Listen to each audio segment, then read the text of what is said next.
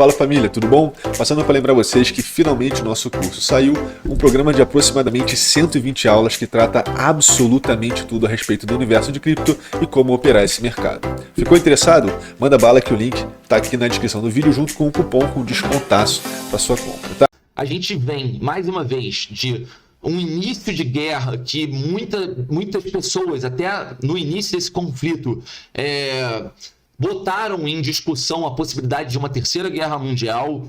Não está totalmente excluída essa hipótese, apesar de que, assim, eu não sei, sendo muito sincero, se a guerra aos poucos vem perdendo força ali no sentido de a gente caminha para uma possibilidade de entendimento, de conciliação desse conflito, ou se de fato a mídia talvez não esteja tão preocupada em reverberar as informações como estava no início, né? Isso é muito claro, tá? Basta eu entrar aqui na Globo.com que provavelmente, eu posso quebrar a cara, né? Mas assim, aqui a gente só via, tá vendo, notícias referente à guerra, né? Referentes ao conflito Ucrânia e Rússia. Quando a gente entra na Globo.com, agora, assim, tem um quadradinho pequeno aqui, russos tomam a cidade, né, de Mariupol.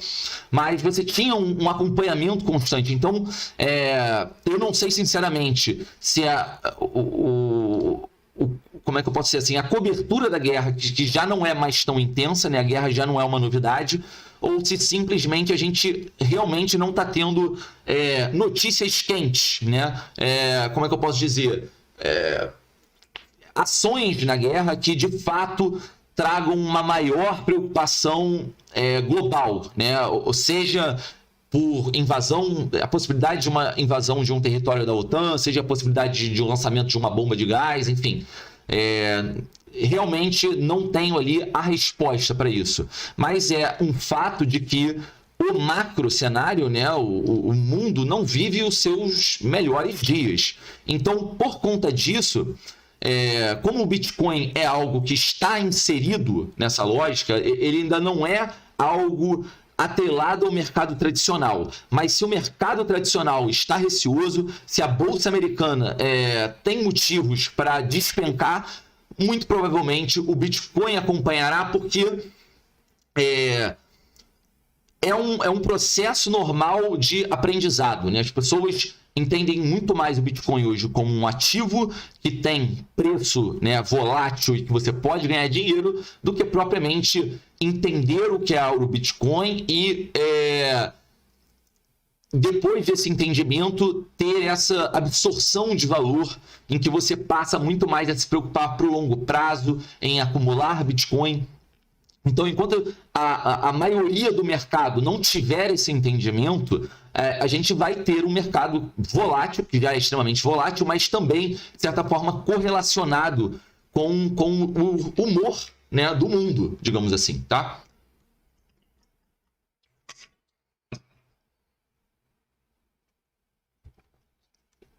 Deixa eu dar uma lida aqui no chat de vocês, mas o que eu tava, só para concluir aqui o pensamento, em relação a essas faixas, a gente tem esse trecho aqui de 45.500 até 47 agora, por conta dessa linha de tendência que a gente já encontrou suporte, olha, aqui atrás em finalzinho de julho, iniciozinho de agosto, aqui no meio de setembro, aqui a gente encontrou suporte também nessa agulhada que a gente deu, que chegou até 41.600. Que mais? De novo, aqui a gente rompeu o suporte, mas aqui a gente encontrou resistência, aqui a gente encontrou resistência. Então, eu acho que o grande target aqui para a gente realmente recuperar o otimismo no mercado, mudar, como é que eu posso dizer assim, o tom, né, da nossa conversa, é esse desafio aqui, é essa faixa entre 45.500, 47 em 500, 45.500 e 47.500. Vamos botar essa faixa de $2.000 mais ou menos. Lembrando que eu não me preocupo muito, né, com análises a nível de dólar. A gente já tem aqui um analista extremamente capacitado, que é o Rodrigão. Eu sei que tem o carinho de vocês, que faz esses estudos, né? Que ele se preocupa realmente pro curtíssimo prazo. A nível de dólar, eu tenho uma preocupação muito maior com tendência, em entender qual é o sentimento do mercado, qual é a tendência do mercado curto e médio prazo, né? Mas eu não me preocupo com onde o preço do Bitcoin vai parar a nível de dólar nas próximas 4 horas. Essa não é a minha preocupação. Então, é muito mais uma análise voltada para um objetivo do que propriamente para uma target de preço, tá? Quando a gente bota aqui a nuvem de Ichimoku, tá? A gente pode ver que esse target ele ainda está dentro da nuvem, tá? Então, pro gráfico diário, a gente não tem muita lição aqui para tirar em relação ao nível de Ichimoku. O grande alvo para a gente, nesse instante, assim, no curtíssimo prazo, seria 51 mil dólares, para a gente passar acima da nuvem. Mas é legal a gente entender também, por exemplo, que com o passar do tempo, a gente pode evidenciar claramente que a nuvem de Ichimoku ela está se tornando menos espessa, né? Conforme o tempo vai passando, a gente está vendo uma tendência da nuvem afinar. Ai, cacete, peraí. E aí, o que isso quer dizer para mim?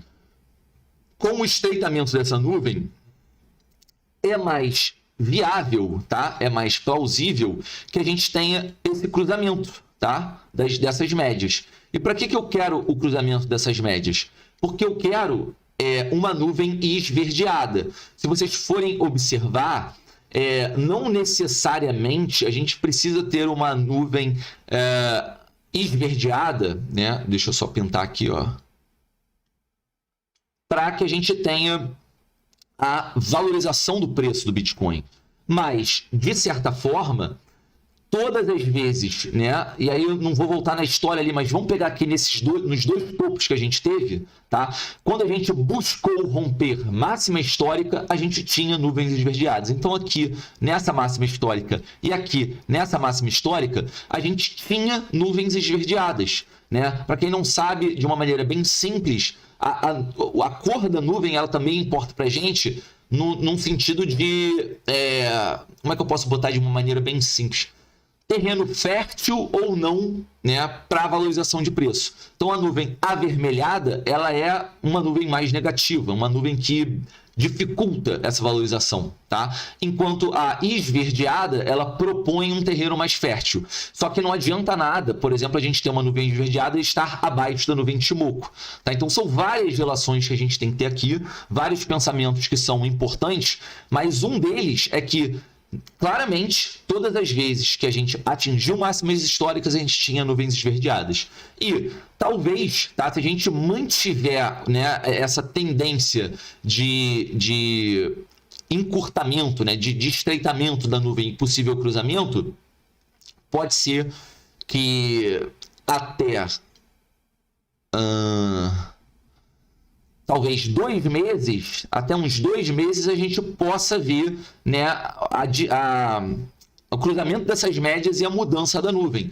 Não necessariamente também a gente precisa esperar esse cruzamento para fazer a passagem, tá? Mais uma vez, ó, aqui no meio nessa queda de meio de ano, quando a gente teve nesse período aqui a passagem, a nuvem estava, vou tirar aqui a nuvem só para ficar mais clara a visualização do período, né? Nesse período que a gente teve uma belíssima valorização de preço, apesar de ter entrado pouco tempo depois nesse descending wedge, desculpa, e depois do rompimento mais uma valorização, a gente estava numa nuvem avermelhada.